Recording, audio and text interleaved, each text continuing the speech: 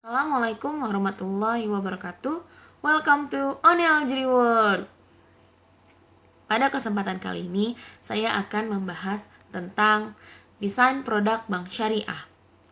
Video ini dibuat untuk memenuhi ujian tengah semester ganjil mata kuliah desain produk bank syariah yang diberikan oleh Bapak Rizal Palevi LC MSI. Untuk kalian yang menonton video ini, jangan lupa di komen kolom komentarnya, di like stiker jempolnya, dan di subscribe. Selamat menonton! Selanjutnya, untuk pembahasan pada desain produk bank syariah ini terdapat 5 bab, yaitu yang pertama ada line facility, kredit tanpa agunan, dan take over. Untuk yang kedua, ada deposito, giro, investasi emas, dan tabungan. Untuk yang ketiga, ada jual beli emas, pembiayaan, dan transfer. Untuk yang keempat, ada asuransi, wakaf lingkar sukuk, dan reksadana. Dan yang terakhir, ada sukuk, saham, dan hedging. Oke, kita masuk ke pembahasan yang pertama, yaitu ada line facility. Line facility adalah bentuk fasilitas plafon pembiayaan bergulir bank syariah dalam jangka waktu tertentu yang dijalankan berdasarkan prinsip syariah. Dapat dimaksudkan juga bahwa line facility adalah fasilitas yang diberikan oleh bank yang memiliki plafon. Nah, apa itu plafon? Plafon adalah pagu kredit atau limit kredit yang diberikan oleh bank dalam transaksi pembiayaan.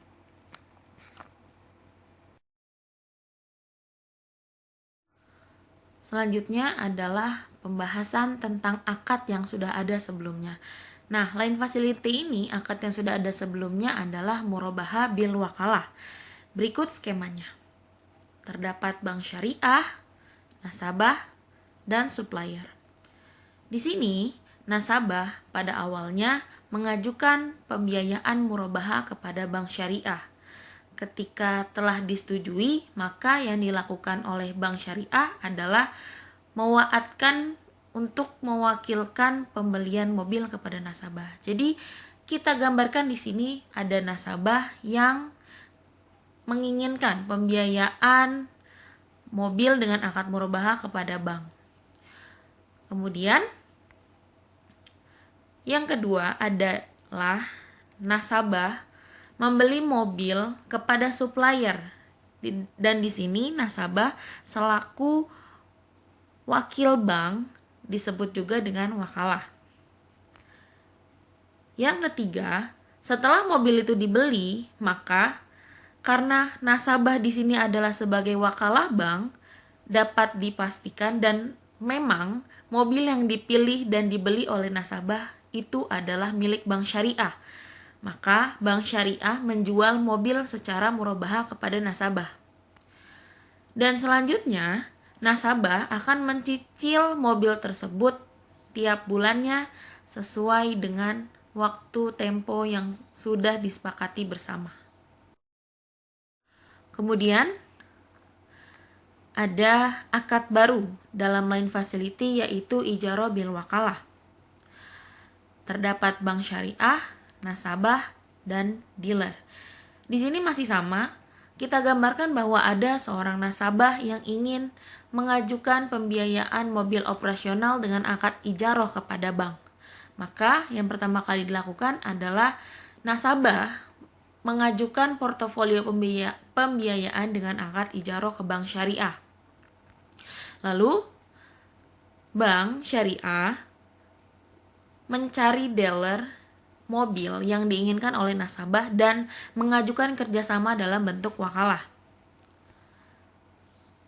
Setelah itu, setelah mobil yang diinginkan itu ada, maka nasabah dan bank syariah melakukan kesepakatan perjanjian beserta akad ijarahnya. Setelahnya, dealer memberikan mobil tersebut kepada nasabah dengan sepengetahuan orang bank syariah. Setelah mobil itu sudah ada di tangan nasabah, maka yang harus dilakukan nasabah adalah membayar cicilan ijarah setiap bulan kepada bank syariah. Lanjut. Dan yang terakhir adalah bank syariah membayarkan cicilan nasabah kepada dealer. Oke, untuk line facility sudah. Yang selanjutnya ada take over. Take over berasal dari dua suku kata yang berasal dari bahasa Inggris, yaitu take mengambil dan over mengalihkan. Menurut ekonomi Islam, take over disebut hiwalah atau pengalihan atau pemindahan hutang. Menurut fatwa DSN MUI, take over adalah pemindahan hutang nasabah dari bank lembaga keuangan konvensional ke bank atau lembaga keuangan syariah. Bahasan selanjutnya adalah tentang akad yang sudah ada dan yang baru. Akad yang sudah ada sebelumnya yaitu akad yang pertama ada bank syariah dan nasabah. Nasabah take over KPR ke bank syariah dengan akad qard, maka bank syariah memberikan qard atau pinjaman murni kepada nasabah. Yang kedua, pelunasan aset nasabah ke bank konvensional. Dengan pinjaman murni tersebut, nasabah melunasi kredit utangnya. Dengan demikian, aset yang dibeli dengan kredit dari bank konven tersebut menjadi milik nasabah secara sepenuhnya. Selanjutnya yang ketiga, menjual aset untuk melunasi qard. Nasabah menjual aset tersebut kepada bank syariah dan dengan hasil penjualan itu, nasabah melunasi pinjamannya atau qard yang di awal tadi. Sehingga aset tersebut menjadi milik bank syariah secara penuh. Selanjutnya, akad murabahah. Ketika bank syariah menjual secara murabahah secara cicilan, kemudian bank syariah menjual secara murabahah secara cicilan. Sehingga setelah di akhir ketika nasabah setelah melunasi, maka aset tersebut menjadi milik nasabah kembali. Akad baru dengan akad MMQ, musyarakah mutanakisah. Di mana yang pertama, nasabah memiliki utang di bank konven dan ingin mengajukan peralihan utangnya kepada bank syariah, yaitu dengan mengajukan perjanjian take over dengan akad MMQ dalam jangka waktu tertentu berupa KPR, kredit kepemilikan rumah. Porsi modal nasabah 40% dan porsi modal bank syariah 60%. Dalam hal ini, bank dan nasabah melakukan perjanjian pembiayaan sesuai yang disepakati. Total modal kemitraan MMQ misalnya senilai 400 juta rupiah, di mana porsi bank sebesar 60%, sama dengan 240 juta rupiah, dan porsi nasabah 40% sama dengan 160 juta rupiah, dengan nisbah pembagian keuntungan 60/40. Selanjutnya adalah bank syariah melunasi. Menyerahkan dana porsi modal tersebut untuk melunasi utang nasabah di bank konvensional.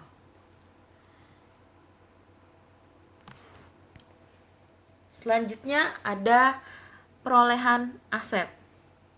Perolehan aset rumah ini merupakan modal usaha bersama antara bank dan nasabah yang nantinya disewakan.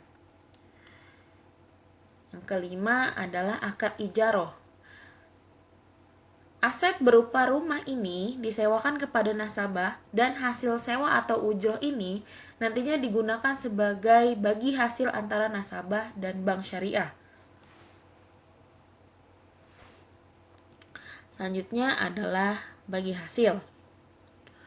Hasil uang sewa tadi dibagi sesuai nisbah yang disepakati. Misal, 10 juta rupiah karena nisbahnya 60/40, maka bank syariah 6 juta rupiah dan 4 juta rupiah untuk nasabah. Selanjutnya adalah nasabah membayar biaya pokok untuk perolehan aset sehingga di akhir secara penuh milik nasabah kembali. Selanjutnya adalah kredit tanpa agunan syariah.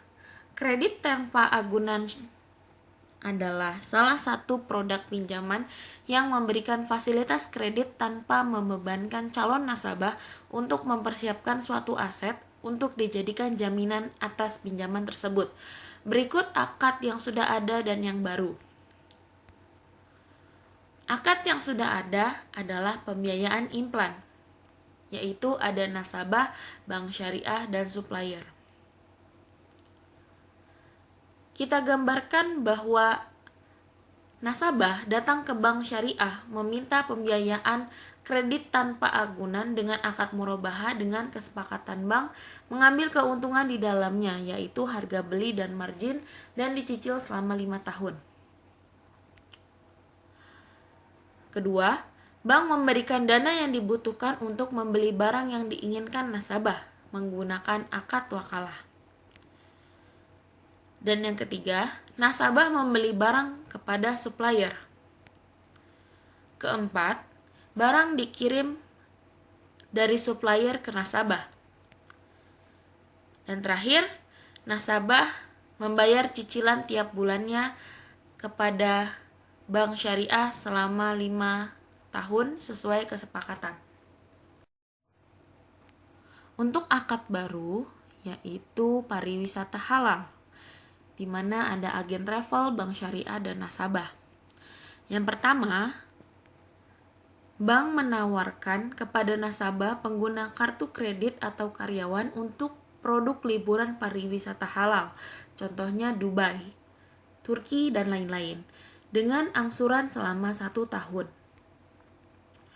Yang kedua, nasabah menyetujui menggunakan kartu kredit agunan tersebut dan melakukan akad ijarah. Yang ketiga, bank dan agen travel melakukan kerjasama dan membayar. Yang keempat, agen travel memberikan jadwal kegiatan dan jadwal keberangkatan. Yang kelima, nasabah membayar angsuran dan membayar ujroh kepada bank. Kita lanjutkan ke pembahasan selanjutnya, yaitu ada bab kedua, ada deposito. Jadi, deposito adalah salah satu produk bank syariah yang dipakai untuk melakukan investasi berjangka dengan menetapkan prinsip syariah. Jenis investasi ini ditunjukkan kepada nasabah perorangan atau perusahaan dengan menggunakan akad mudharabah. Instrumen yang digunakan adalah 1. Mutlaqoh, yaitu nasabah membiarkan bank yang menentukan instrumen investasi yang akan dilakukan untuk memutar uang. Yang kedua yaitu muqayyadah, yaitu nasabah yang menentukan instrumen investasi yang akan dilakukan oleh bank. Berikut akad yang sudah ada, yaitu mudharabah. Yang pertama, terdapat nasabah yang akan mendepositokan kepada bank syariah dengan akad mudharabah. Kita gambarkan ada nasabah mendepositokan uangnya ke bank syariah X dengan akad mudharabah sebesar 10 juta dalam jangka waktu 1 tahun. Setelahnya, uang tersebut dikelola oleh bank untuk usaha syariah. Lalu, dari hasil usaha mendapatkan keuntungan 10 juta. Keuntungan tersebut akan dibagi hasil sesuai nisbah di awal, yaitu 60% untuk nasabah dan 40% bank. Untuk bagi hasil, nasabah sebesar 6 juta dan untuk bank sebesar 4 juta. Setelah jatuh tempo yang ditentukan, akad mudharabah selesai dan uang nasabah dikembalikan senilai 10 juta. Lanjut, untuk akad baru ada musyarakah. Berikut skemanya. Yang pertama, deposito akad mudharabah. Nasabah mendepositokan uangnya ke bank syariah X dengan akad musyarakah sebesar 60 juta dan bank 40 juta. 60% nasabah, 40% bank. Terkumpul 100 juta. Jangka waktu yang ditentukan selama 1 tahun.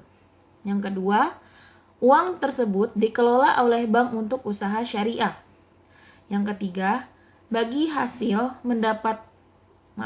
dari bagi hasil usaha mendapatkan keuntungan 50 juta. Keuntungan tersebut akan dibagi sesuai nisbah di awal, 60 nasabah dan 40 bank. Yang keempat, bagi hasil nasabah sebesar 30 juta sesuai nisbah dan bank sebesar 20 juta. Kelima, apabila ada kerugian ditanggung oleh kedua pihak sesuai nisbah. Dan terakhir, setelah jatuh tempo yang ditentukan, akad musyarakah selesai dan modal nasabah dikembalikan 60 juta dan modal bank dikembalikan 40 juta. Selanjutnya adalah giro. Giro adalah simpanan yang penarikannya dapat dilakukan setiap saat dengan menggunakan cek, biliet giro, sarana perintah bayaran lainnya, atau dengan pemindahan bukuan. Akad yang sudah ada adalah wadiah.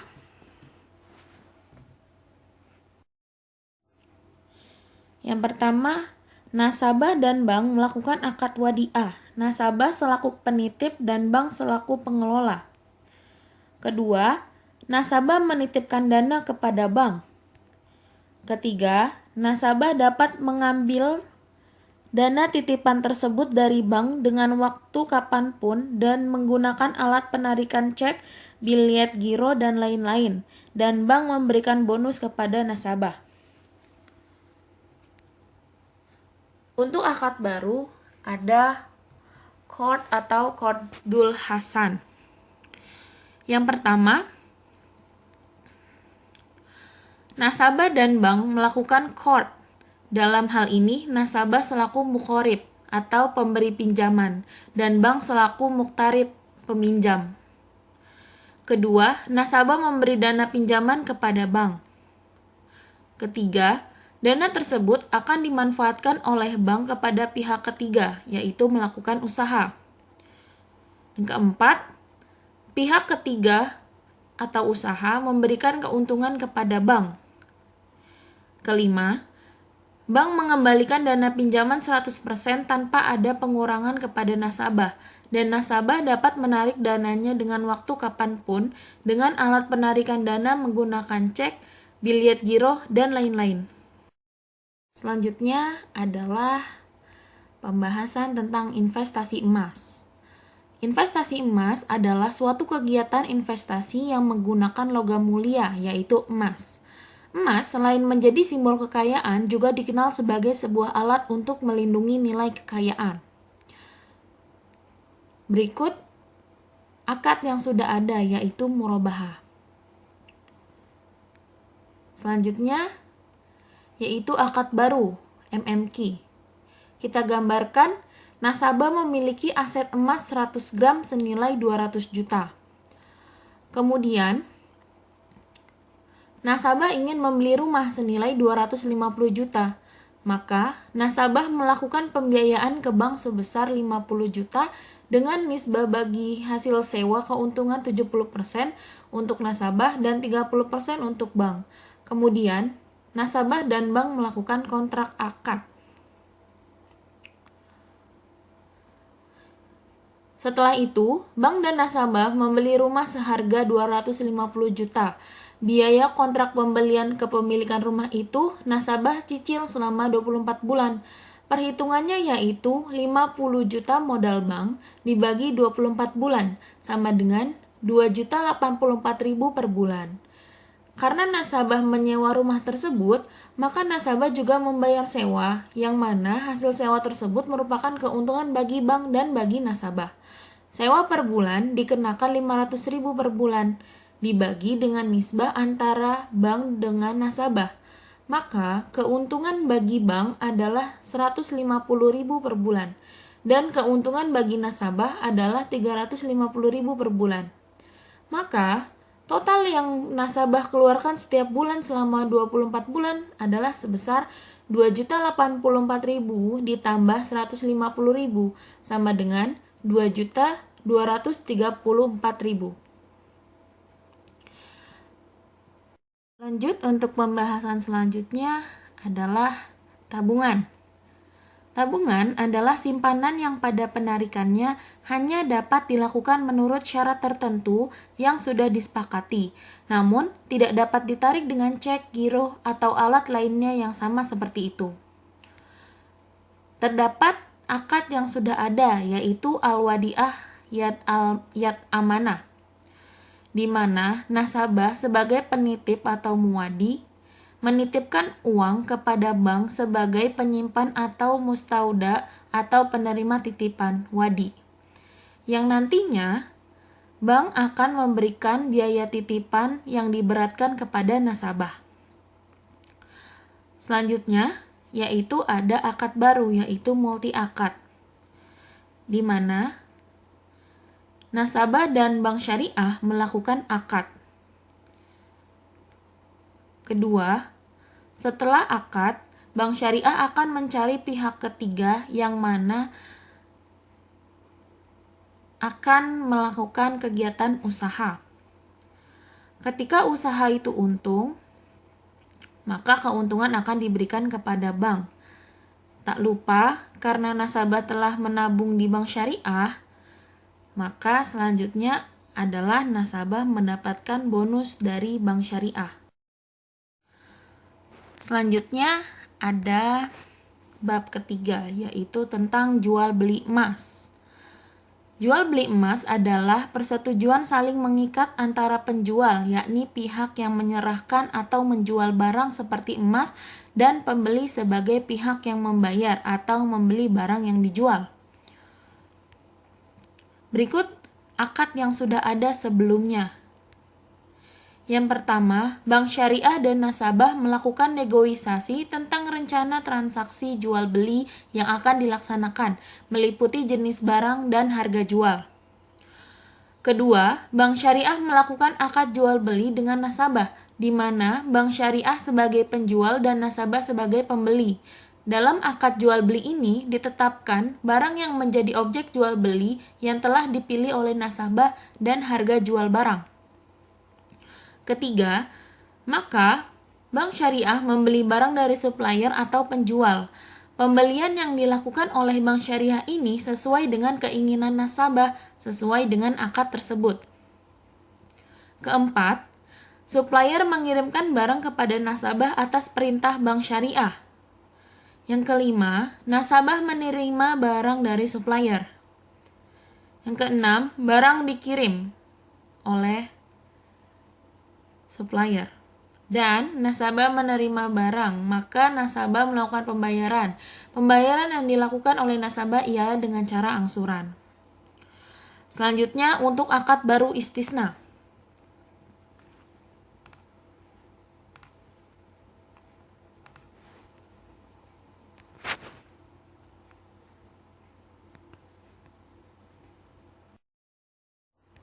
Selanjutnya adalah pembahasan bab 3 tentang jual beli emas.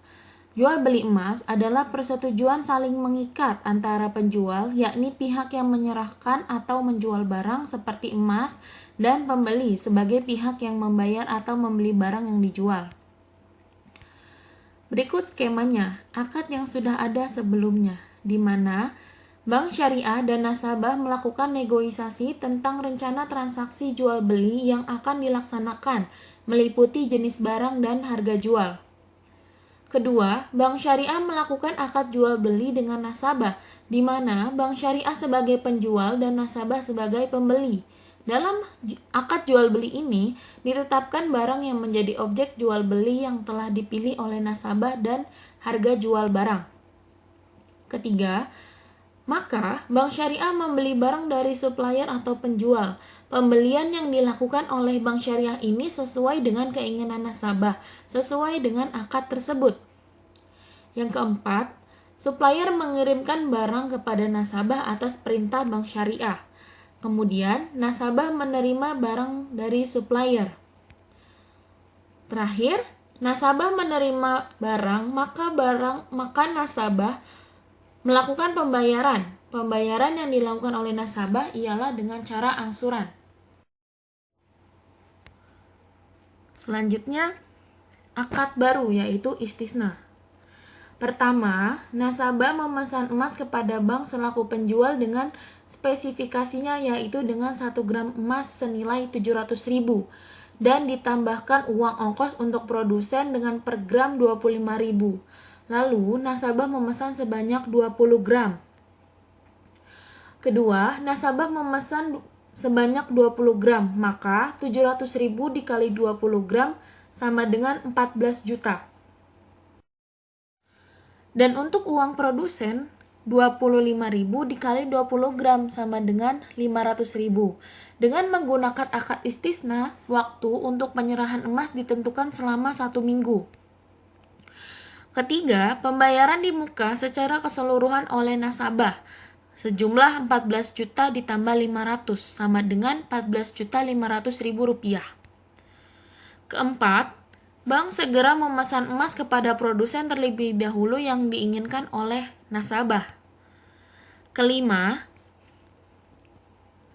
emas sudah jadi selesai dibuat dengan waktu yang telah disepakati oleh kedua pihak antara bank dan nasabah. Maka, emas diserahkan oleh produsen kepada nasabah atas perintah bank. Lanjut ke pembahasan selanjutnya yaitu transfer. Transfer adalah suatu kegiatan jasa bank untuk memindahkan sejumlah dana tertentu sesuai dengan perintah si pemberi amanat yang ditunjukkan untuk keuntungan seseorang yang ditunjuk sebagai penerima transfer. Baik transfer uang keluar ataupun masuk akan mengakibatkan adanya hubungan antar cabang yang bersifat timbal balik. Berikut skemanya. Untuk skema yang sudah ada sebelumnya adalah kafalah, yaitu pertama, nasabah A melakukan akad kafalah dengan bank syariah untuk transaksi transfer ke rekening bank nasabah B dengan objek akad yang jelas seperti nomor rekening, tujuan, dan jumlah nominal, serta bank syariah menjamin atas jasa transfer tersebut. Kedua, bank syariah mengirimkan atau menjamin jumlah nominal nasabah A kepada rekening nasabah B. Selanjutnya, ada akad baru. Akad baru yaitu yang pertama, nasabah A melakukan akad ujroh dengan bank syariah untuk transaksi transfer ke rekening nasabah B dengan objek akad yang jelas seperti nomor rekening, tujuan, dan jumlah nominal serta imbalan yang telah disepakati. Kedua, bank syariah mengirimkan jumlah nominal nasabah A kepada rekening nasabah B. Lanjut untuk ke pembahasan selanjutnya pada bab 4 yaitu asuransi syariah. Asuransi syariah adalah sebuah usaha untuk saling melindungi dan saling tolong-menolong di antara para pemegang polis atau peserta yang dilakukan melalui pengumpulan dan pengelolaan data tabaru yang memberikan pola pengembalian untuk menghadapi risiko tertentu melalui akad perikatan yang sesuai dengan prinsip syariah. Untuk akad yang sudah ada yaitu mudorobah, di mana yang pertama nasabah membayarkan premi kepada pihak asuransi per bulan dengan besaran yang telah ditentukan. Uang premi tersebut masuk ke dalam dua akad, yaitu tabaru dan mudorobah, sesuai dengan persentase yang ditentukan. Misal, untuk tabaru adalah 50% dan untuk mudorobah adalah 50%. Yang kedua, dana mudorobah diinvestasikan kepada pihak ketiga atau kepada efek syariah. Ketiga, nasabah mengklaim ketika nasabah mendapati musibah dengan dana tabaru. Keempat, efek syariah membagikan keuntungan investasi kepada asuransi. Kelima, hasil dari keuntungan tersebut akan dibagi hasilkan kepada nasabah. Untuk akad baru yaitu wadiah bil ijaroh. Yang pertama, nasabah datang ke PT asuransi untuk menjalin kerjasama dengan akad wadiah bil ijaroh. Kedua, asuransi bekerja sama dengan rumah sakit. Ketiga, nasabah bayar premi setahun sekali ditambah fee karena titipan atau wadiah dan pengajuan klaim ijaroh di awal tahun dengan biaya yang telah ditentukan. Keempat, nasabah konsultasi kesehatan ke rumah sakit. Kelima, nasabah mengklaim biaya pengobatan ke rumah sakit. Keenam, asuransi membayar biaya pengobatan nasabah ke rumah sakit. Pembahasan selanjutnya adalah sukuk lingkat wakaf. Kata wakaf berasal dari bahasa Arab, waqafa, yang artinya habasa, menahan, dan al-man'u, mencegah. Secara istilah, wakaf adalah menahan harta yang mungkin diambil manfaatnya tanpa menghabiskan atau merusak bendanya dan digunakan untuk kebaikan. Obligasi syariah adalah suatu surat berharga jangka panjang berdasarkan prinsip syariah yang dikeluarkan emiten kepada pemegang obligasi syariah, yang mewajibkan emiten untuk membayar pendapatan kepada pemegang obligasi syariah berupa bagi hasil atau margin atau fee, serta membayar kembali dana obligasi pada saat jatuh tempo. Lanjut, untuk skema yang sudah ada adalah ijaroh, yaitu di dalam skema ini yang bertindak sebagai penerbit sukuk adalah BUMN dan pengelola dana wakaf adalah nazir. Yang pertama, nazir menjalin kerjasama kontrak sewa berjangka panjang dengan BUMN. Kedua, BUMN sebagai penerbit sukuk melakukan penerbitan sukuk kepada investor dengan akad ijaroh. Ketiga, investor menanamkan modalnya kepada BUMN atas produk sukuk. Keempat, BUMN mencari kontraktor untuk membangun gedung perkantoran, yang akhirnya gedung ini menjadi aset wakaf. Kelima, kontraktor menyelesaikan proyeknya. Keenam, gedung itu pun disewakan kepada pihak ketiga dan penyewa pun membayar sewa gedung perkantoran tersebut. Ketujuh, uang pendapatan hasil sewa gedung oleh pihak ketiga maka akan menjadi pendapatan BUMN. Kedelapan, BUMN pun membayar cicilan sukuk kepada investor ditambah uang hasil ijaroh sewa gedung. 9. Setelah di akhir periode, maka gedung itu menjadi hak milik BUMN sepenuhnya. Maka, uang pendapatan hasil sewa gedung diserahkan kepada nazir atas aset wakaf produktif. Selanjutnya, akad baru yaitu murabahah. Pertama, kontrak sewa berjangka panjang antara nazir yang direkomendasikan oleh Badan Wakaf Indonesia dan penerbit sukuk yaitu BUMN. Kedua, BUMN menerbitkan sukuk di pasar keuangan syariah, investor berkoordinasi dengan Kementerian Keuangan. Ketiga, investor menanamkan dana dengan membeli sukuk tersebut menggunakan akad murabahah. Keempat, proyek dibangun dan diselesaikan oleh kontraktor.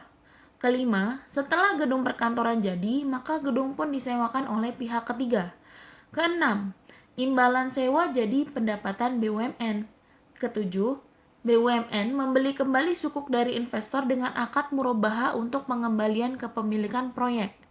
Kedelapan, pada akhir periode, sukuk aset wakaf diserahkan oleh BUMN kepada nazir untuk dikelola sebagai aset wakaf. Lanjut ke pembahasan selanjutnya adalah reksadana. Reksadana adalah wadah yang dipergunakan untuk menghimpun dana dari masyarakat pemodal untuk selanjutnya diinvestasikan kembali dalam portofolio efek oleh manajer investasi.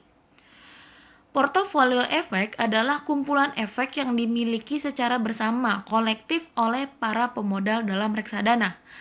Manajer investasi adalah pihak yang kegiatan usahanya mengelola portofolio efek untuk para nasabah atau mengelola portofolio investasi kolektif untuk sekelompok nasabah.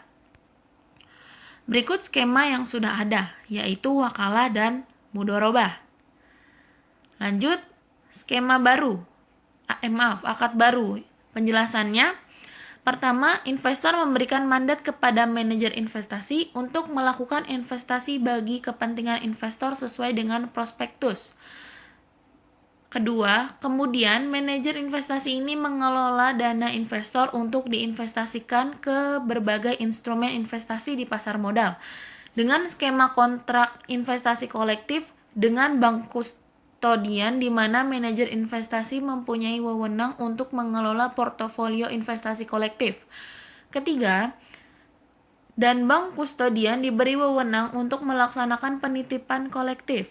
Keempat, pembagian keuntungan antara pemilik modal yang diwakili oleh manajer investasi dan pengguna investasi berdasarkan proporsi yang telah digunakan. Kelima, di mana keuntungan dan kerugian ditanggung bersama baik si investor dan manajer investasi. Lanjut, pada bab terakhir ada sukuk. Sukuk adalah surat berharga jangka panjang berdasarkan prinsip syariah yang dikeluarkan oleh emiten kepada pemegang obligasi syariah berupa bagi hasil atau margin atau fee serta membayar kembali dana obligasi pada saat jatuh tempo. Akad yang sudah ada adalah mudorobah. Berikut keterangannya.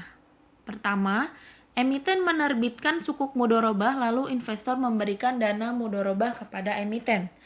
Kedua, dana dari emisi sukuk tersebut dipergunakan untuk meningkatkan aktiva produktif berupa pembiayaan murabahah. Ketiga, dari kegiatan usaha pembiayaan murabahah kepada nasabah diperoleh pendapatan margin kemudian dipisahkan dan didistribusikan sesuai dengan proporsi sumber dana pembiayaan murabahah yang berasal dari dana sukuk, dana emiten, dan dana pihak ketiga.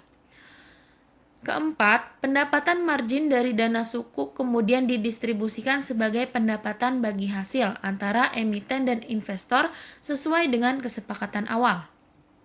Kelima, setelah jatuh tempo, emiten mengembalikan modal ke investor sebesar nilai sukuk pada saat penerbitan. Selanjutnya, yaitu akad baru (MMQ). Berikut keterangannya. Yang pertama, emiten melakukan akad musyarakah mutanakisoh kepada SPV, sekaligus menentukan porsi modal dan nisbah bagi hasil. Kedua, SPV menerbitkan sukuk musyarakah kepada investor. Ketiga, investor mewakalahkan dananya kepada SPV. Keempat, emiten dan SPV melaksanakan usaha bersama. Kelima, dari hasil usaha bersama diperoleh keuntungan bagi hasil yang diterima oleh kedua pihak. Keenam, emiten secara bertahap mengembalikan modal dan memberi aset dari usaha tersebut. Ketujuh, SPV menyerahkan nisbah bagi hasil kepada investor. Lanjut ke pembahasan selanjutnya, yaitu saham. Saham merupakan surat berharga bukti penyertaan modal pada suatu perusahaan dan dengan bukti penyertaan tersebut pemegang saham berhak untuk mendapatkan bagian hasil dari perusahaan tersebut. Saham syariah adalah sertifikat yang menunjukkan bukti kepemilikan suatu perusahaan yang diterbitkan oleh emiten, yang kegiatan usaha maupun cara pengelolaannya tidak bertentangan dengan prinsip syariah.